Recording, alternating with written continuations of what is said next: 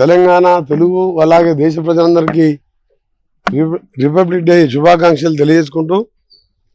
Republic day రోజే ఒక తెలుగువారు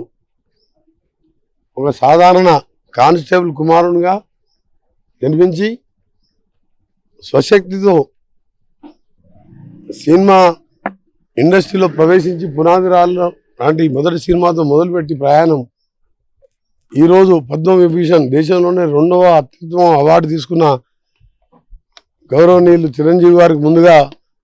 తెలంగాణ రాష్ట్ర సినిమాటోగ్రఫీ శాఖ మంత్రిగా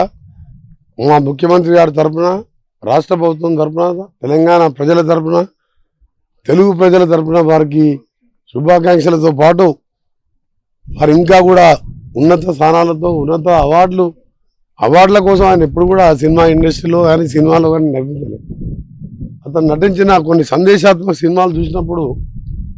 మనం యువకులుగా ఉన్నప్పుడు కానీ అందరూ కూడా నచ్చే సినిమా ఠాకూర్ లాంటి సినిమాలు ఇటీవల రిలీజ్ అయిన తర్వాత ఉయ్యాలవాడ లాంటి స్వాతంత్ర సమరయోధునిగా వారు నటించిన వారి నటన ఏ సినిమాలో చూసుకున్నా ఏదో ఒక మంచి సినిమా మెసేజ్తో ఒక ఉత్తమ నటుడిగా నిజంగా పద్మవిభూషణ్ అవార్డు అందుకోవడం నిజంగా మా గర్వకారణం. ముఖ్యంగా నేను ఈరోజు సినిమాటోగ్రఫీగా వారికి సన్మానం చేయడం ఇది ఒక తెలుగు ప్రజలందరూ కూడా సన్మానం చేసిన విషయంగా భావిస్తూ ఈ అవార్డుకు ఎంపిక చేసిన కేంద్ర ప్రభుత్వానికి కృతజ్ఞత తెలియజేసుకుంటూ, రాష్ట్ర ప్రభుత్వం కూడా త్వరలోనే ముఖ్యమంత్రి గారితో మాట్లాడి ఘనంగా పౌర సన్మానం వారికి కూడా ఏర్పాటు చేస్తూ వారు ఇంకా ఉన్నత శిఖరాలు పోవాలని, ఆ భగవంతుని పడుతూ వారు ఆరోగ్యంగా ఉండాలని కూడా భగవంతుని ప్రార్థిస్తున్నాం. ఇంకా ముందు భారతరత్న దాదా ఫాల్కే అవార్డు లాంటి అవార్డులు కూడా రావాలని, ఎందుకంటే తెలుగు చిత్రసీమలో ఒక లెజెండ్, ఒక మెగాస్టార్, వారికి అభినందనలు. అలాగే ఒక తెలుగు వాడిగా దేశంలో సుపరిచితుడు, అనర్గళంగా మాట్లాడుతూ భాషని కానీ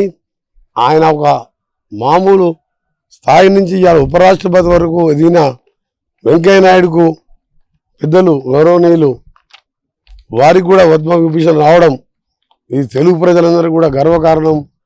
వారిని కూడా త్వరలో కలిసి వారికి కూడా తప్పకుండా మా సన్మానం కంటే ఎక్కువ వారికి కలవాలి, వారిని కూడా వారికి ఇంకా కూడా